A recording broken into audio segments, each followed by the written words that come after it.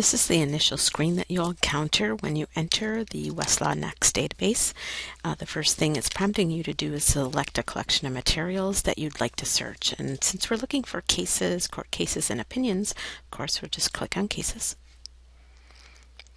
It will ask you to specify the court that you want to search. You can search either all federal or all state cases, one or the other of these. You can be more specific, of course, by a specific state or a specific federal court, but initially you'll need to choose between federal or state.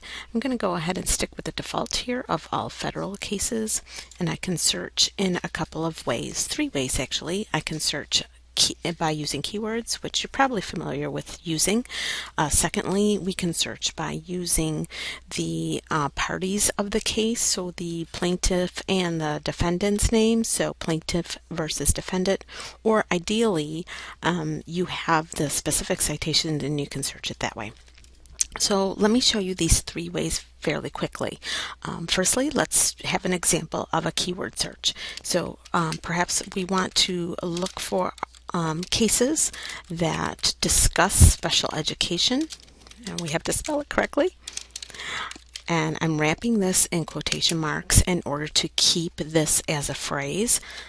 Next, I'm going to type in the word "and" so that I can add another criteria to the search. So I want all cases that say special education, and I also want those cases to be discussing perhaps ADA, or this is another command, ADA or Americans with Disabilities Act. Okay, and quotation marks, and I'm going to close my parentheses. So I'm saying I want any cases that have the phrase special education, and in addition, the cases need to either have the acronym ADA or spelled out Americans with Disabilities Act. So I'm just covering both bases here. And if you need more help, this might be one of the more difficult processes of doing the search, coming up with the right terminology. So if you need more help with your specific case, please contact me anytime and I'll help you with that. I'm going to go ahead and search. And what you'll notice is that we get quite a few results. We have 713 cases in this database under the federal courts that talk about special education, ADA, or Americans with Disabilities Act. The second way you can search, let's say you know of a specific case and you know the parties involved, you can type those in. So perhaps I'm looking for the case that involves AJ, V for versus, Board of Education. Oh my goodness.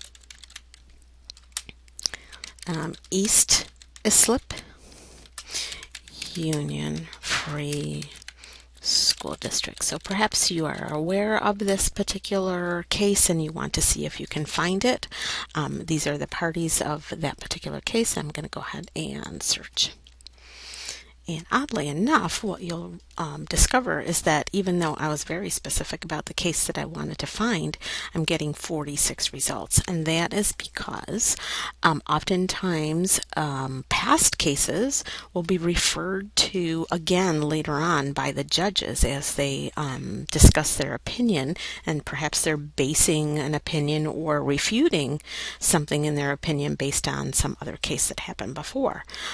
So this can be problematic. This, in fact, is the case that I wanted to look for, the original one that I had in mind, but sometimes it's really difficult to decipher among the 46 which is the one I really want, because often you'll notice that there are some that are quite similar to one another as they travel through the various courts. Sometimes they change names, etc., and it's actually the same case. So ideally, what you want to do is use the citation itself, and that'll get you directly to the case that you're looking for. So the case that I'm looking for is 679 F Sup 2D 299. And this is the proper citation for the case that I'm looking for. I can click on search, and it should bring me that specific case. So ideally, this is what you would use to find a case, but you're also able to search by party names and by keyword if that's your only option. Certainly, you can search by keyword as well.